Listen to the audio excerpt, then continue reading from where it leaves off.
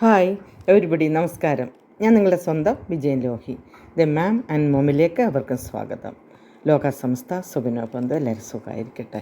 ഇന്ന് ഞാൻ നിങ്ങളുടെ മുമ്പിൽ കട്ടുകൽക്കി കുർക്കുരി ടിക്കി, അതായത് ബേബി ജാക്ക് ഫ്രൂട്ട് ടിക്കിയുമായിട്ടാണ് വന്നിട്ടുള്ളത്.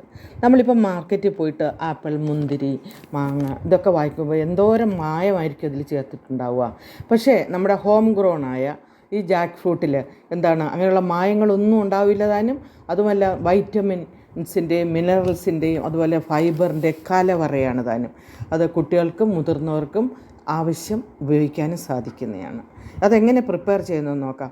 ആദ്യം അതിൻ്റെ പുറത്തെ ആ കരിന്തൊലി മുള്ള് നല്ലപോലെ ചെത്തിക്കളഞ്ഞിട്ട് ഞാൻ റൗണ്ടായിട്ടാണ് മുറിച്ചിട്ടത്.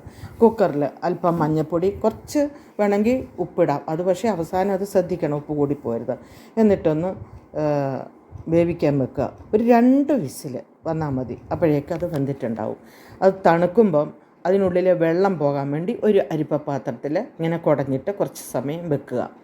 അപ്പോൾ ഈ സമയം നമുക്ക് ഒരു 6 റസ്ക് എടുത്തിട്ട് അത് ഒന്ന് ക്രഷ് ചെയ്തിട്ട് ജാറിൽ ക്രഷ് ചെയ്തിട്ട് വെക്കാം. റസ്ക് ഇല്ലെങ്കിൽ റൊട്ടിപ്പൊടി ആയാലും ഉപയോഗിക്കാൻ പറ്റും. ഈ സമയം തന്നെ 2 ഉരുളക്കിഴങ്ങ് പുഴുങ്ങി വെക്കാം. 2 ഉള്ളി, സവാള ഉള്ളി ചെറുതായിട്ട് അരിഞ്ഞിട്ട്, ഇഞ്ചി, പച്ചമുളക്, കറിവേപ്പില ഇതിൻ്റെയൊക്കെ പേസ്റ്റാക്കി വെക്കാം. മല്ലിയിലയും വെക്കാം. ഇനി ഞാൻ ഫ്രൈങ് പാൻ ചൂടാക്കി ഉള്ളി ഇടുമ്പോൾ തന്നെ, ഞാൻ സാധാരണ ഉള്ളി ഇടുമ്പോൾ തന്നെ കുറച്ച് ഉപ്പ് പൊടി ഇടും. കാരണം എന്താണെന്നറിയാം, വേഗം ബ്രൗൺ കളറാവും. അപ്പോൾ ഈ പേസ്റ്റ് എല്ലാം കൂടെ അതിനകത്തൂടെ അരിഞ്ഞതൊക്കെ ചേർത്തിട്ട് നല്ലപോലെ ബ്രൗൺ നിറമാവുന്നവരെ ഒന്ന് നോക്കും. അപ്പോൾ തന്നെ 1 സ്പൂൺ മുളക് പൊടി, മല്ലിപ്പൊടി, മഞ്ഞൾപ്പൊടി, ആവശ്യത്തിന് ഉപയോഗിക്കുക എരിവിന്, കുരുമുളക് പൊടി, ഗരം മസാല ഇതെല്ലാം കൂടെ ചേർത്തിട്ട് വീണ്ടും ഒന്നുകൂടെ വഴറ്റണം. അപ്പോൾ ഈ സമയം തന്നെ നമ്മൾ വേവിച്ച് വെച്ച ഉരുളക്കിഴങ്ങുണ്ടല്ലോ അതൊന്ന് ക്രഷ് ചെയ്യുക. വേണമെങ്കിൽ ജാറിലിട്ടിട്ട് ഒന്ന് ക്രഷ് ചെയ്തെടുക്കാം. ചക്കയും അതുപോലെ തന്നെ രണ്ടും കൂടെ ഒന്നിച്ച് ഒന്ന് വെച്ചിട്ട് നമ്മുടെ നേരത്തെ ഉണ്ടാക്കി വെച്ചിട്ടുള്ള ആ ഒരു ഉള്ളിയിലേക്ക്, മസാലക്കൂട്ടിലേക്ക് ഇതങ്ങോട്ട് ഇട്ടിട്ട് വീണ്ടും ഒന്നുകൂടെ ഇളക്കി യോജിപ്പിക്കാം. ഈ സമയം തന്നെ ഉപ്പ് പാകത്തിന് നമ്മളുണ്ടോ എന്നുള്ളതുകൂടെ ശ്രദ്ധിച്ചിരിക്കണം. അപ്പോൾ വെള്ളം നമുക്ക് തോന്നുകയാണ് ഈ ബാറ്ററി കുറച്ച് വെള്ളമായിപ്പോയെങ്കിൽ നമ്മൾ കയ്യിൽ റസ്ക് പൊടിച്ചതില്ലേ അത് കുറച്ചിട്ടിട്ട് ഇതൊന്ന് കുറച്ച് ടഫാക്കി എടുക്കാൻ സാധിക്കും. ഈ സമയം 2 മുട്ട അടിച്ച് അതിനകത്ത് കുറച്ച് ഉപ്പും മഞ്ഞൾപ്പൊടിയും ചേർത്തിട്ട് പതപ്പിക്കണം.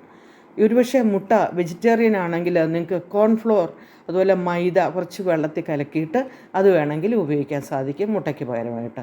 ഇനി നമുക്ക് ഈ ബാറ്ററി ഇഷ്ടമുള്ള ഷേപ്പിൽ നമ്മൾ റസ്കിൻ്റെ പൊടിയിൽ മുക്കിയിട്ട് ഉണ്ടാക്കിയെടുക്കുക. ഞാൻ ഹാർട്ട് ഷേപ്പിലാണ് ഉണ്ടാക്കിയിട്ടുള്ളത്. കാരണം മക്കൾക്കൊക്കെ ആണെങ്കിലും കുഞ്ഞുങ്ങൾക്കും അതെല്ലാം കാണാൻ നല്ല ഭംഗിയായിരിക്കും. അവർക്ക് ചക്കയൊക്കെ ഒരുപക്ഷെ ഇഷ്ടമുണ്ടാവില്ല. അങ്ങനെയാണെങ്കിൽ നിങ്ങൾക്ക് വേണമെങ്കിൽ അതിനകത്ത് നിങ്ങൾ ചിക്കനോ മട്ടനോ അങ്ങനെയുള്ള നോൺ വെജിറ്റേറിയൻ എന്തെങ്കിലും കൂടെ വേവിച്ചിട്ട് ഇതിനകത്ത് മിക്സ് ചെയ്യാൻ സാധിക്കും. അപ്പോൾ ഇതെന്താണ് ചക്ക കൊണ്ടാണെന്ന് ആർക്കും മനസ്സിലാവുകയില്ല.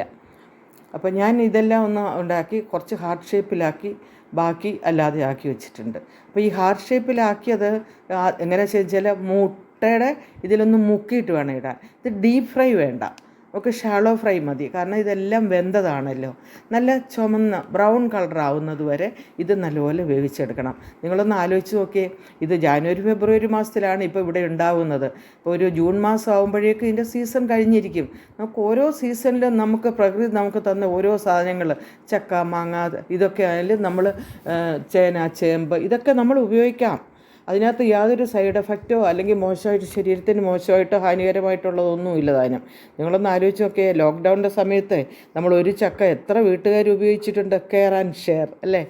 പക്ഷേ മുമ്പല്ല ഈ ചക്ക എന്ന് പറഞ്ഞാൽ പാവപ്പെട്ടവൻ്റെ ആഹാരമായിരുന്നു. ഇന്നത് പക്ഷേ നമ്മുടെ സ്റ്റാർ ഹോട്ടലുകളിലെ തീന്മേശകളിലെ പ്രധാന വിഭവങ്ങളായിരിക്കും ചെയ്യുന്നത്. ഇപ്പം ഞാൻ ബാക്കിയുള്ളതും കൂടെ ഈ മുട്ടയിൽ മുക്കിയിട്ട് പൊരിച്ചെടുക്കുന്നുണ്ട്. എന്നിട്ട് നമുക്ക് സെർവ് ചെയ്യാം. വളരെ ടേസ്റ്റി ആയിരിക്കും. അത് നമുക്ക് സോസിൻ്റെ കൂടെ സെർവ് ചെയ്യാൻ സാധിക്കും. പക്ഷേ നിങ്ങൾക്ക് ഇതെൻ്റെ ഇഷ്ടമായെന്ന് വിചാരിക്കുന്നു. നിങ്ങൾ ലൈക്ക് ചെയ്യുക, ഷെയർ ചെയ്യുക, സബ്സ്ക്രൈബ് ചെയ്യുക. ഇത് തീർച്ചയായിട്ടും ഉണ്ടാക്കി നോക്കണം, മക്കൾക്ക് കൊടുക്കണം. എന്നിട്ട് നിങ്ങളുടെ അഭിപ്രായം കൂടെ പറയണേ. Okay, thank you, take care.